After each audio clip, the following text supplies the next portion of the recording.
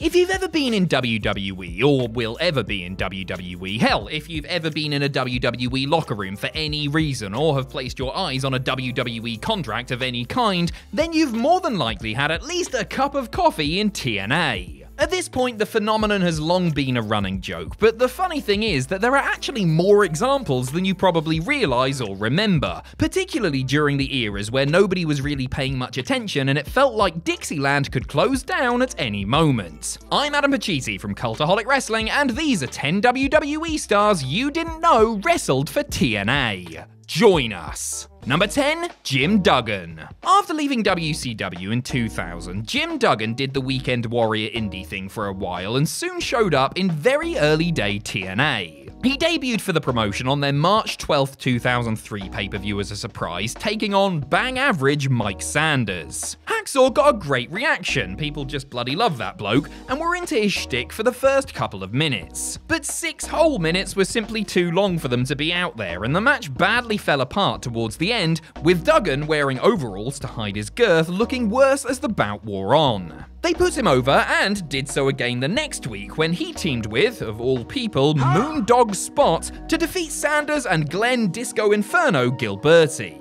Siri, show me the worst match you could possibly put together in the year 2003, please? Duggan also, naturally, got fans riled up with pro-USA chants and took his opportunity on the stick to show support to the troops heading to war in Iraq while blasting anti-war Hollywood types and the Dixie Chicks for their opposition to the bloodshed. Duggan returned 7 months later to put over Jeff Jarrett, as was TNA tradition. Ho! Number 9, Cassius Ohno. Alright, I suppose describing Cassius Ohno, aka Chris Hero, as a WWE star might just be pushing it a little, but the fact is a lot of fans will know him from his ultimately disappointing NXT run, and not for his superlative work on the indies and overseas. As Hero, he also wrestled for TNA back in the day, adding the promotion to the 500 or so others he was working for as one of the more in-demand names on the small hall circuit. First showing up at the Tennessee State Fairgrounds in Nashville in July of 2003, Hero would go on to have 8 TNA matches total between then and April 2004. Sadly for him, they were all relegated to the little-watched secondary show Explosion and not shown on the weekly pay-per-views. Even worse, he failed to win a single outing, doing the job for the likes of Eric Watts, Joe Just Joe Legend, and the Harris Brothers. Still, it was exposure and experience, and if nothing else, Hero managed to get his very own rookie card out of it. Number 8, the Road Warriors. Remember when the Road Warriors surprisingly showed up on that random episode of Raw in May of 2003 and had a match with World Tag Team Champions Rob Van Dam and Kane? And everyone was disappointed because they looked really old and slow and you felt like your childhood was evaporating in front of your eyes. Oh, and Kane looked massively pissed off because Hawk popped right back up after the finish, basically no selling it. Well, anyone who had been watching the TNA pay-per-view that took place months earlier would have had fair warning when the Legion of Doom headlined, tagging with Dusty Rhodes and Jeff Jarrett against Triple X and Vince Russo. They had debuted as a surprise 2 weeks before and got a huge pop, and to be fair, that bizarre 8-man wasn't the complete train wreck that it could have been, since Double J did the majority of the heavy lifting. Further making it feel like it was 1985 all over again, the heels won when Mr. Wrestling 4 hit the American Dream with a chain before unmasking and revealing himself as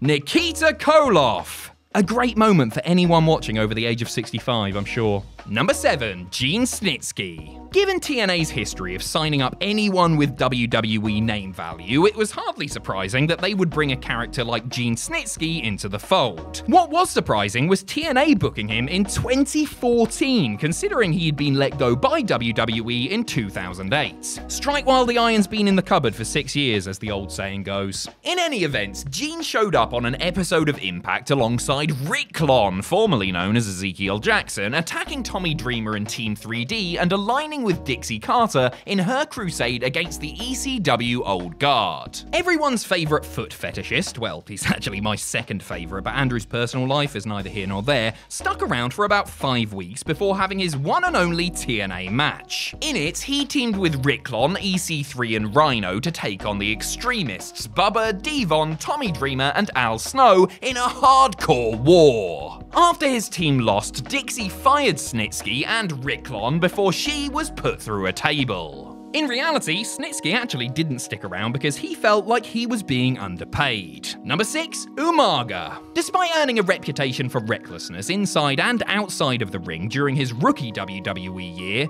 Eddie Fatu, who wrestled as 3-Minute Warning's Jamal, was hotly sought after following his June 2003 release. First, he got booked with Uncle Affa's World Extreme Wrestling and for Major League Wrestling, but his first post-WWE big splash came in NWA TNA. Literally a big splash, as that's what he nailed D'Lo Brown with when he made his debut on the September 17th, 2003 weekly pay-per-view. Forming a tag team with fellow Islander Sonny Siaki, the duo achieved modest success in the doubles ranks, crossing paths with teams as varied as Danny Doring and Roadkill, The Gathering, and Shark Boy and Mad Mikey, formerly known as Crash Holly, another oft-forgotten TNA alumnus. Unfortunately for TNA, their newly acquired Samoan super heavyweights then went on a tour of all Japan and made that company his priority once they promised to bring him back full-time in 2004. The future Umaga did manage to squeeze in one TNA match that year, doing the honors for Alex Shelley in a match where ECMO's contract was on the line against manager Goldilocks' money. Number 5, Chyna. Given what a massive star Chyna was at her Attitude Era peak, it was sad to see how quickly that star power faded once she left WWE in acrimonious circumstances in 2003. Save for a tour or two with New Japan, the ninth wonder of the world essentially left the business as her personal and professional lives unraveled. In May of 2011, TNA made a deal with her to come in for 2 shows, 1 episode of Impact and the Sacrifice pay-per-view, where she wrestled her first match on US soil in a decade. Tagging with Kurt Angle against Jeff and Karen Jarrett, Chyna didn't do much, but she got a huge reaction for everything she did do, including nearly killing Jeff on a body slam as they worked the match with her positioned as the big star, building up to her involvement in the finish. For the finish, Chyna got the win after putting an ankle lock on Karen, drawing her wrestling career to an end and giving her and her fans closure on a trailblazing career.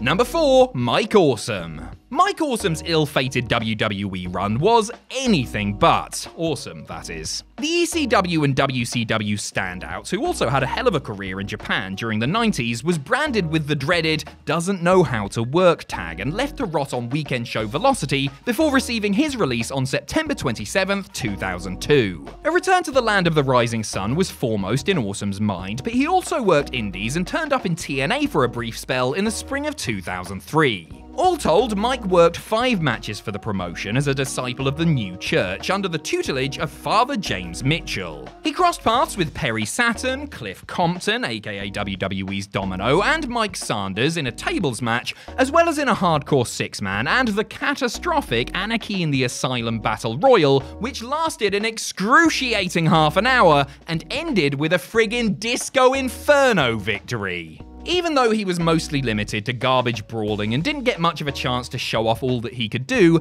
there was still flashes of the Awesome of old during the Fat Chick Thriller's time at the fairgrounds. Number 3, the Basham Brothers. They're bland, they're bald, they're bound to show up in TNA sooner or later. Yes, they are the Bashams. Former 2-time WWE Tag Team Champions Doug and Danny Basham were cut loose by WWE on January 18th, 2007, and were shortly thereafter butting their big, bland, bald heads into the storyline between Christy Hemme and the wretchedly named Voodoo Kin Mafia. The ex-Outlaws were giving poor Christy a hard time for having the nerve to be a woman, and Hemme, in response, brought in Doug and Danny to sort out the misogynists. Christy had previously tried to accomplish this with the Heartthrob, so I guess the Bashams were an upgrade by default? The two teams feuded for a couple of months before the VKM lads won the dispute by beating the Bashams at the Victory Road pay-per-view. Doug and Danny did manage to get one pay-per-view victory though against Kip in a handicap match after they attacked James at a meet and greet and gave him a storyline concussion earlier in the day. This short TNA run was basically the end for the Bashams, however, as they both retired from the business not long after. Number 2, Barts Gun. Barts Gun was another ex-WWE star who randomly popped up during the Asylum years, sadly coming in a little bit too early for that Smoking Guns reunion that I and absolutely nobody else pined for. Bodacious Bart's career had hit a bit of a wall, or rather Butterbean's massive fist, after winning the Brawl for All and subsequently being punished for it with that infamous WrestleMania 50 15 knockouts. After having his jaw sent into orbit, Bart, under the name Mike Barton, wrestled full-time in the Far East for both All Japan and New Japan. His lone TNA appearance came against one of his then New Japan colleagues as he went up against fellow hardman Perry Saturn on the April 9th, 2003 pay-per-view. You would think the match would be unremarkable, if not outwardly rubbish, but it was actually a really bloody good hoss fight. They went just long enough and told a compelling story, with Barton busting Big Pez open with hard punches, but going to the well once too often and breaking his hand, leading to a submission loss. Number 1. Vader. One of the most awe-inspiring big men of all time. In his prime, Vader was a total force to be reckoned with and attracted suitors from every major company going, leading to him working on top for the likes of WCW, WWE, and New Japan. In 2003, the Mastodon's best days were very much behind him, but he was coming off an impressive run for Japan's Pro Wrestling Noah when he showed up in TNA. On the February 19th pay-per-view, Vader came out to save Dusty Rhodes from a beatdown at the hands of the Harris twins, leading to a tag team match on the next week's show. Dusty and Vader won a short, mostly rotten bout via DQ, but got the last laugh in the post-match when Vader hit an interfering Sonny Siaki with the Vader Bomb, while the American Dream got to whip Siaki's valet Desire in the butt with a belt. 12 years later, Vader came back for a one-off shot, wrestling in his trackies to a DQ win over Bram.